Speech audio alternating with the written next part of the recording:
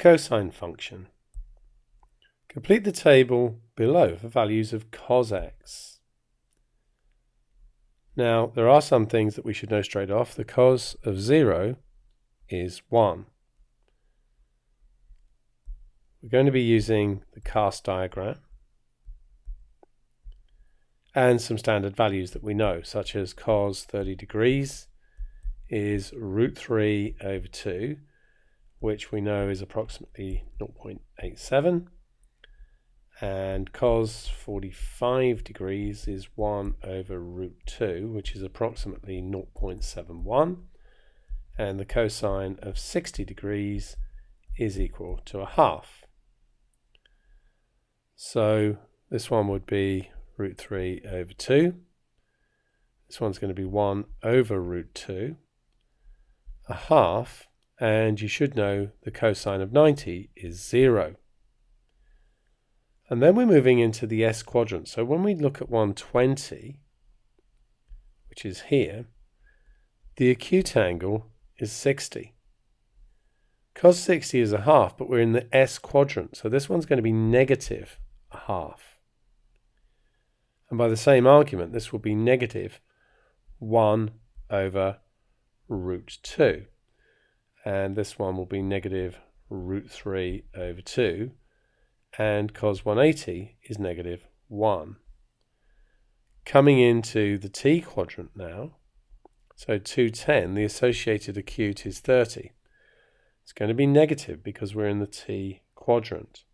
So it's going to be negative root 3 over 2. And then by the same argument, negative 1 over root 2 here, negative a half, and then the cosine of 270 is 0. But now at 300, we're coming into the C quadrant, so they're going to be positive. For 300, the associated acute is 60, so that's going to be positive a half, and then we're going to get positive 1 over root 2, positive root 3 over 2, and we're back to 1. So we want to draw the graph of y equals cos x for values of x from 0 to 360. So the cosine of 0 we know was 1. Cos of 30 was root 3 over 2, about 0.87, so that's going to be about here. For 45, it's 1 over root 2, 0.71, which is about there. Cos of 60 is 0.5, cos of 90 is 0. Then for 120, it was negative 0.5. 135 was negative 0.71. 150, 0.87. And at 180, negative 1. And then for 210, negative 0.87. 235, 0.71, negative 0.71. Negative a half, and then 0. And then for 300 it was 0.5. And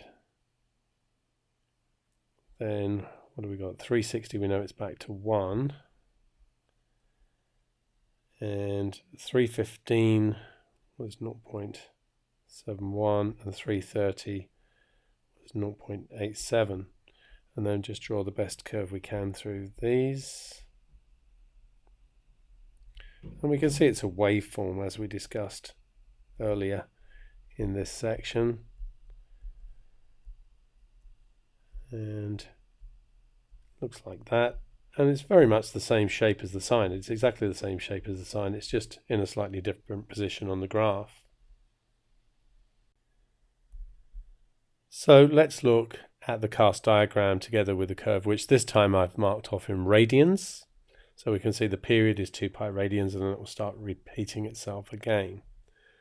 So we know that this is A, S, T, and C. There is an app for you to play with, which will give you a much better view of how this all works.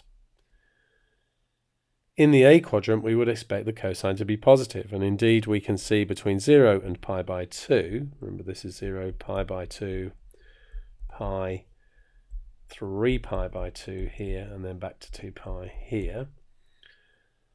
So we'd expect between 0 and pi by 2 for the curve to be above the axis, indicating positive. And then all the way around here in the S and T quadrants, we would expect it to be negative. And indeed, there it is, below the axis.